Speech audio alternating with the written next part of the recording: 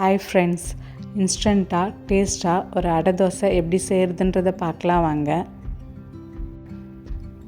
அதுக்கு 1 கப் அளவுக்கு சம்பா ரவை, 1/2 கப் உடைச்ச கடலை, 1/2 கப் ஓட்ஸ் இல்லைன்னா 1/2 கப் அளவுக்கு அரிசி மாவு எடுத்துக்கலாம்.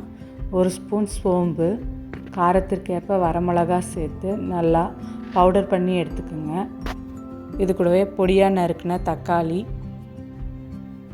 தேவையான அளவு உப்பு சேர்த்து 1/2 கப் அளவுக்கு தண்ணி விட்டு மாவாக அரைச்சி எடுத்துக்கலாம்.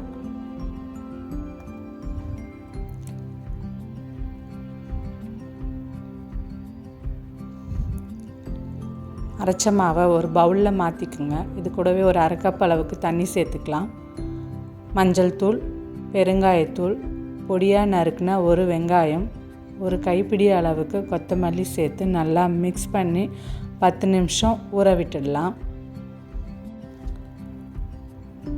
தோசைக்கல்லை நல்லா சூடு பண்ணி எண்ணெய் தடவிட்டு நல்லா திக்காக அடை மாதிரி வார்த்து எடுத்திங்கன்னா நல்லா டேஸ்டான ஹெல்த்தியான அடை தோசை ரெடி. இந்த தோசையை ஒரு 10 to 15 மினிட்ஸ்க்குள்ளே குயிக்காக ரெடி பண்ணிடலாம். இந்த வீடியோ உங்களுக்கு பிடிச்சிருந்ததுன்னா லைக் பண்ணுங்கள், ஷேர் பண்ணுங்கள், மறக்காமல் சேனலை சப்ஸ்கிரைப் பண்ணுங்கள். தேங்க்யூ ஃபார் வாட்சிங்.